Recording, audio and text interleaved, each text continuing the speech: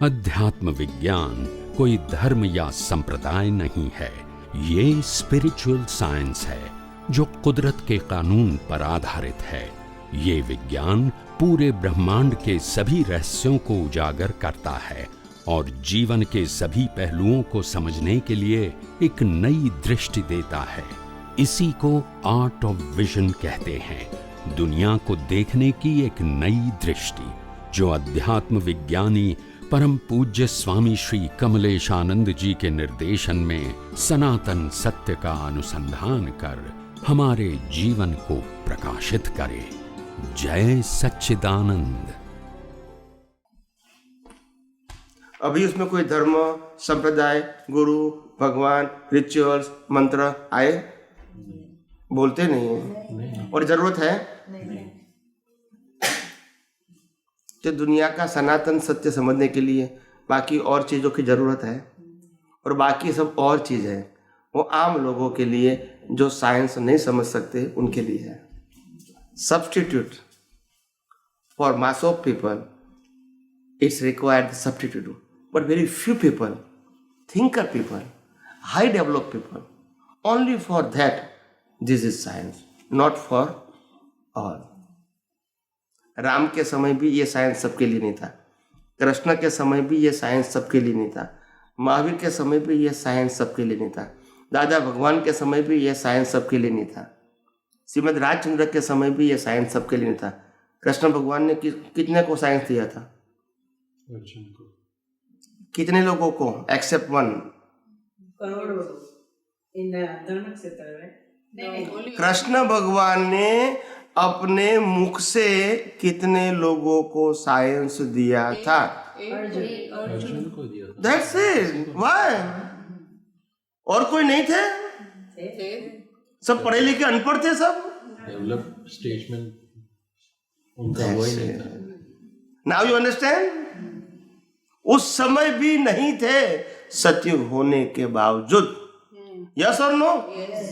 राम के समय भी नहीं थे और महावीर के समय भी नहीं थे। Am I right or wrong? Right. I am talking about the fact, not fiction.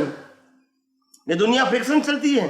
अगर फैक्ट समझ में आएगा तो अज्ञान निकल जाएगा, फैक्ट समझ में नहीं आएगा तो अज्ञान है ही आपके पास, उसी से तो आपका जीवन चलेगा।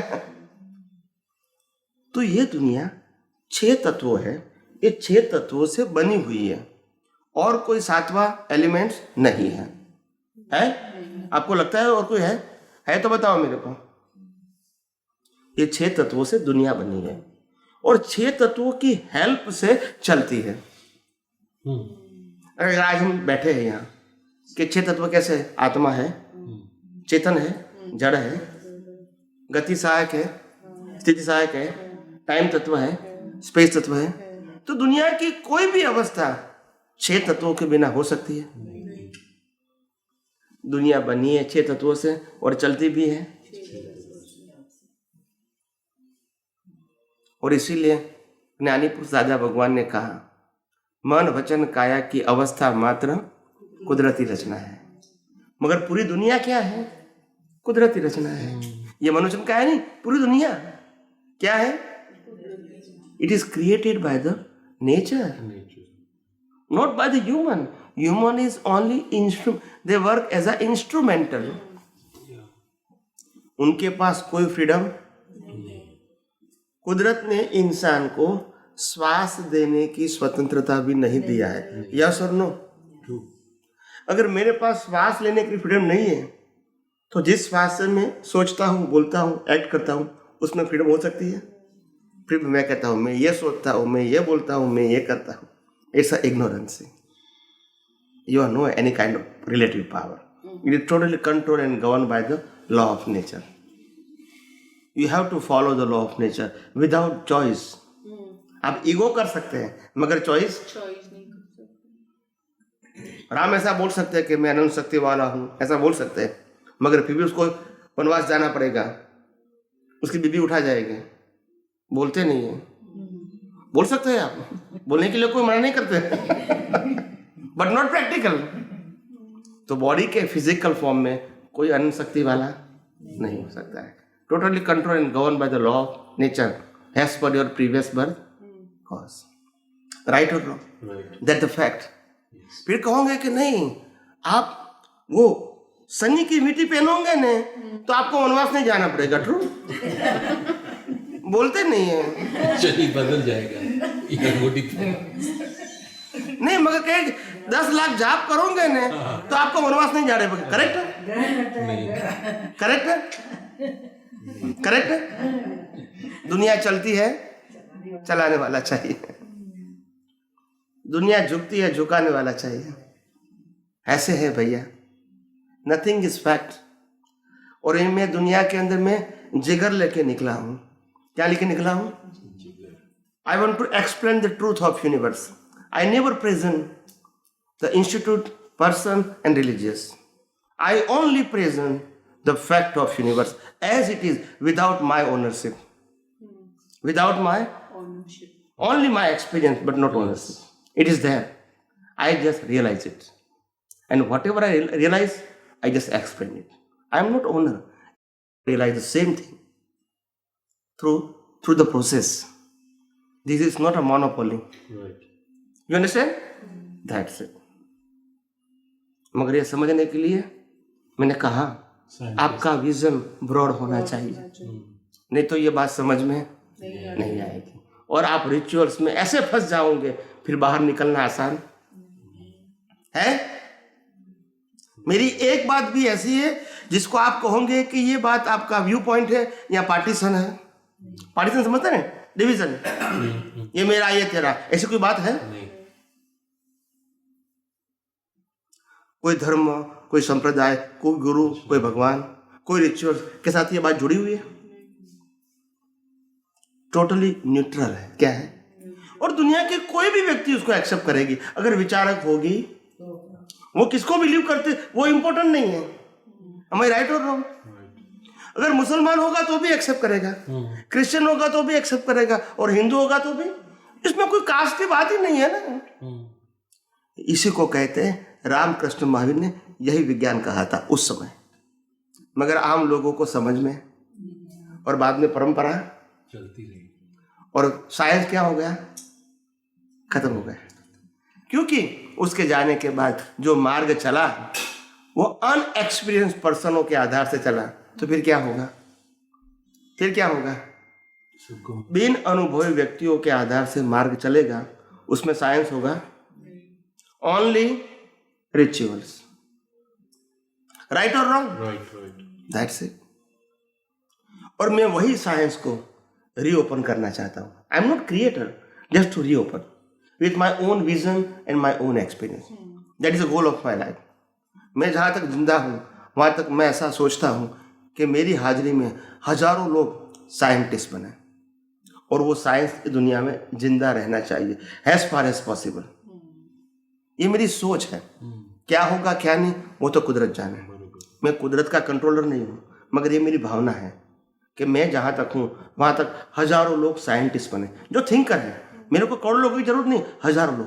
क्योंकि मैं इस दुनिया में साइंस को, यूनिवर्सल ट्रू साइंस को जीवित रखना चाहता हूँ.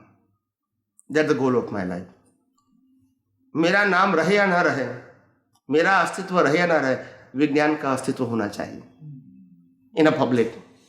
तभी कोई लोग इसके ऊपर सोचेंगे. जब विज्ञान नहीं रहेगा तो वही धर्म की परंपरा चलती रहेगी. वो तो चलती ही रहेगी, वो तो बंद नहीं होगी. तो यही मेरी सोच है कि कहीं थोड़े से लोग, हजारों लोग, 5-25 हजार लोग भी ये विज्ञान को अच्छी तरह समझे, इसको डाइजेस्ट करें, इसको फॉलो करें, इसको रियलाइज करें and share his own experience to the other people as a science, not as a my words, as a science. Scientist कभी ये नहीं कहेगा कि ये मेरी बात है. How they can explain it?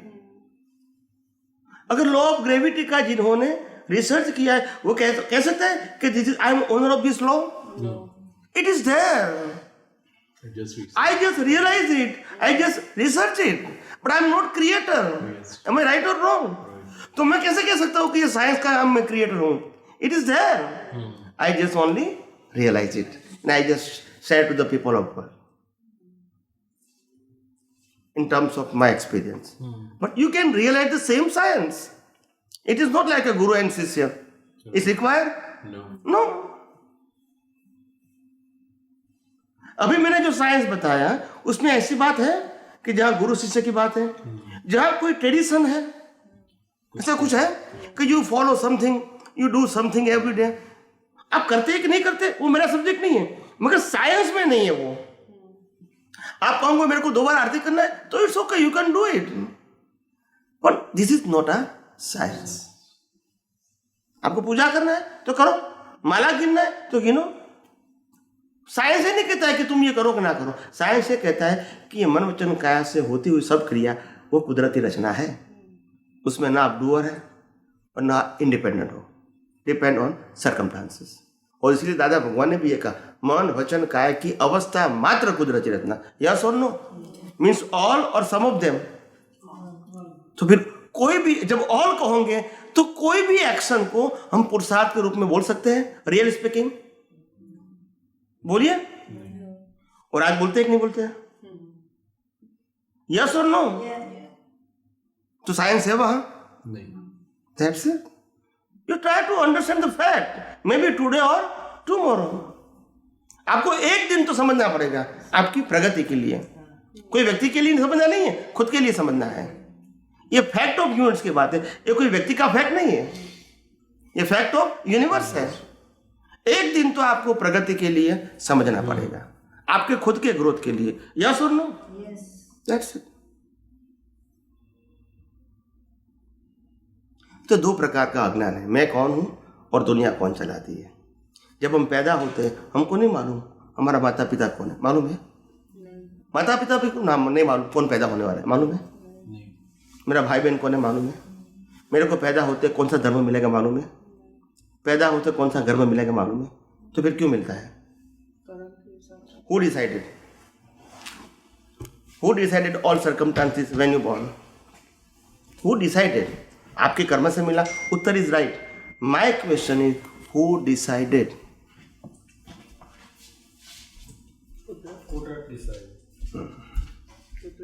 आप समझे ना? Nature will give the circumstances of suffering. इसमें गॉड की जरूरत है? Nature will create the circumstances as per the law of nature. Law of karma बराबर है, लॉ ऑफ कर्म छोटी बात है. लॉ ऑफ नेचर ये दुनिया की बात है. ये सूर्य चंद्र तारा ग्रह नक्षत्र बढ़ती ओर ये कर्म नहीं है, मगर ये भी कौन चलाता है? दुनिया. तो मतलब क्या कहो? Law of nature. इसमें छोटा पार्ट है लॉ ऑफ कर्म, जिसको कॉज एंड इफेक्ट कहते हैं. मगर दुनिया तो पूरी है ना, उसमें कॉज इफेक्ट नहीं. ये सूर्य है चंद्र है वो कॉज इफेक्ट नहीं है. ये समंदर में भरती आती है उठ आती है वो कॉज इफेक्ट नहीं है, मगर वो भी कौन चलाता है? कुदरत. तो मतलब लॉ ऑफ नेचर. और हमारा भी कॉज एंड इफेक्ट कौन लाता है? Law of nature. आज मैंने जो कुछ पाप किया है कर्म के हिसाब से और पुण्य किया है पिछले अवतार में, इसका मेरे को फल मिलेगा. ठीक है. हु डिसाइडेड द रिजल्ट कि ये पाप का आपको ये फल मिलेगा? Law of nature. यहाँ कोई व्यक्ति नहीं है, तो उसको कहते हैं कुदरत का कानून. Now you understand. यहाँ कोई भगवान की जरूरत है, गुरु की जरूरत है, मंत्र की जरूरत है, कोई रिचुअल की जरूरत है. It's a pure natural scientific science. Yes और नो? और ये जहाँ तक नहीं समझोगे वहाँ तक आपका स्पिरिचुअल ग्रोथ संभव नहीं है. दादा भगवान के हिसाब से एक तो पहले आप 5 आज्ञा पाड़ो, 70% पाड़ोगे तो मोक्ष हो जाएगा. दूसरा प्रतिक्रमण और सामायिक, ये 2 चीजें करनी जरूरी है. आप इनको आप समझाएं कि प्रतिक्रमण सामायिक ये 2 चीजें, प्रतिक्रमण सामायिक और 5 आज्ञा, हाँ ये चीजें दादा भगवान के हिसाब से करनी बहुत जरूरी है. और अभी जो हम बात कर रहे थे कि हम शुद्ध आत्मा हैं और ये समझ के और कुदरत लॉ ऑफ नेचर चल रहा है, तो उस हिसाब से ये चीजें उसमें कैसे आती है बताओ. Okay, now I explain it. Okay, your question is finish. आपका प्रश्न था कि 5 आज्ञा के ऊपर जो वेट दिया है दादा भगवान के मार्ग में वो क्या है और सामायिक प्रतिक्रमण क्या है. That's your question. Okay, now I explain first कि 5 आज्ञा की बात करूँ, फिर बाद में सामायिक प्रतिक्रमण। 5 आज्ञा इसीलिए पालन करना है, आम आदमी साइंस नहीं समझ सकते हैं। क्या बताया? साइंस में सब तो इसको लिए एक रास्ता बताया। क्या बताया? रास्ता। कि भी रिलेटिव, रियल, व्यवस्थित, संभाव्य निकाल और शुद्धात्मा के वही खाते में रकम जमा करना, ये प्रोसेस बताया। जैसे बच्चा होता है तो आगे बढ़ने की कोशिश करता है ना, ये प्रोसेस बताया है। मगर by my point of view Hindustan के जितने भी लोग हैं, most of they are mature to understand the science, but because of they have no interest. They have only interest in a religious and rituals. Right. So इसीलिए उनके लिए रास्ता है, because most of the people they are not capable to understand the science. दादा भगवान को 1958 में जो अनुभव हुआ वो 5 आज्ञा का हुआ था?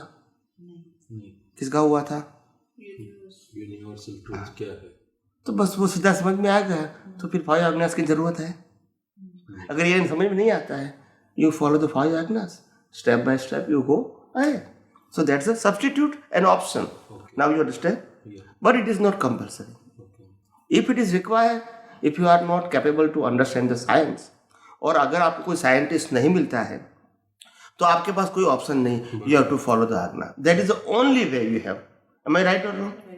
जब आपको साइंस समझाने वाला है और आपको साइंस समझ में भी आता है, यू नॉट फॉलो द आज्ञा। Okay. ये आज्ञा से बियॉन्ड समझते हैं, हाँ, दैट्स इट। मगर ये नहीं मिला है तो ये आपके पास और कोई चॉइस okay, नहीं है।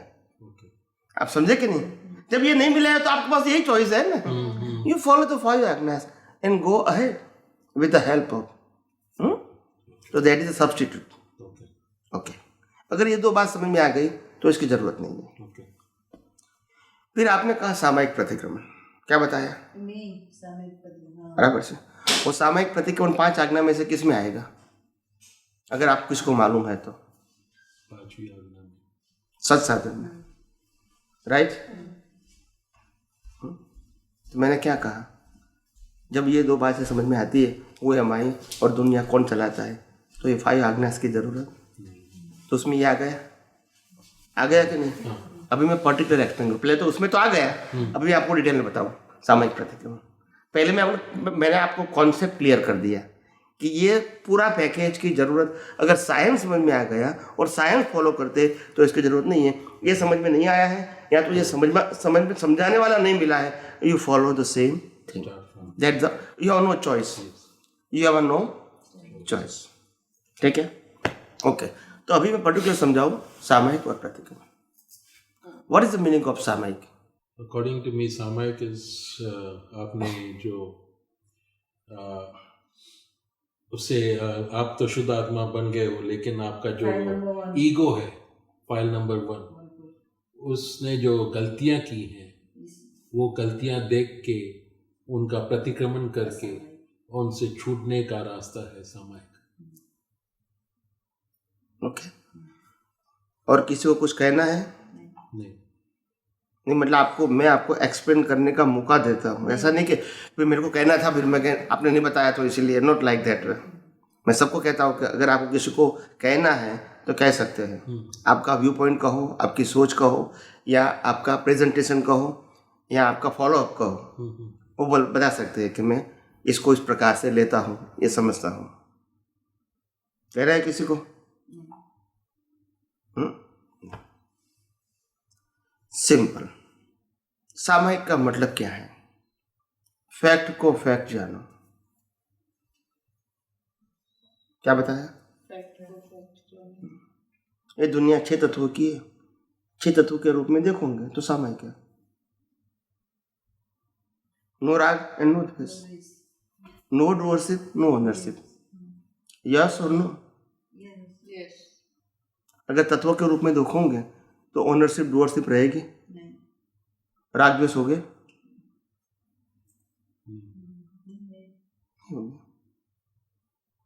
एज इट इज देखना, as it is, as per law of nature, as per scientific process, not theoretical process.